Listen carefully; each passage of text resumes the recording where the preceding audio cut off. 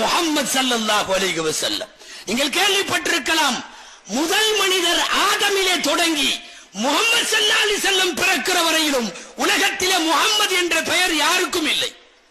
யாரும் இல்லை, முஹம்மது இல்லை. எப்படி அந்த பேர் மட்டும் மிஸ் ஆச்சுன்னு தெரியல. இறைவனின் ஏற்பாடு. வளைச்சு வளைச்சு என்னென்னமோ பேர் வச்சாங்க முஸ்லிம்கள், அந்த காலத்திலே உள்ளவர்கள். அரபி பெயர்கள், அது அரபுகள்ல தேர்ந்த பண்டிட்டுகள்லாம் இருந்தான். அப்படியே மண் வாசனையை, மழை சாரலை, சுகந்த காற்றை, என்னென்னத்தை எல்லாமோ பேரா வச்சான்.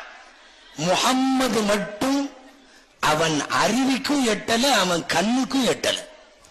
கண்களிலும் படவில்லை, கல்விலும் படவில்லை. திட்டமிட்ட இறைவனின் ஏற்பாடு. முஹம்மது என்கிற மாமனிதர் பிறக்கிற வரை உலகத்தில் எந்த முஹம்மதும் இருக்கக்கூடாது. பிறந்தார்கள் பெருமானார் ஸல்லல்லாஹு அலைஹி வஸல்லம். முஹம்மது பிறந்தவுடன் என்ன ஆனது? உலகமெல்லாம் முஹம்மதாக போனது.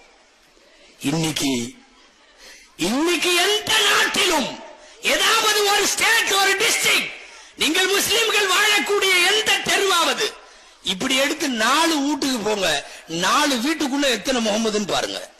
எல்லாருக்கும் முஹம்மத் முஹம்மத் முஹம்மத். முஹம்மதோடு எதையாவது சேர்த்து ஒரு தனி மனிதருடைய பெயரில் கோடிக்கணக்கான மக்கள் உலா வருவது அந்த பெயர் முஹம்மது என்கிற பெயர்.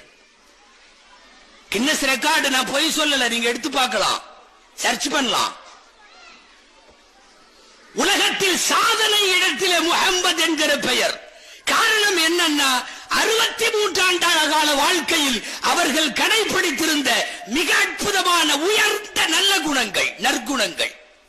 சகோதர சமயத்தவர்களோடு வாஞ்சையாக பேசிய பழகிய விஷயத்தில் இன்றைக்கு நான் அரசியல்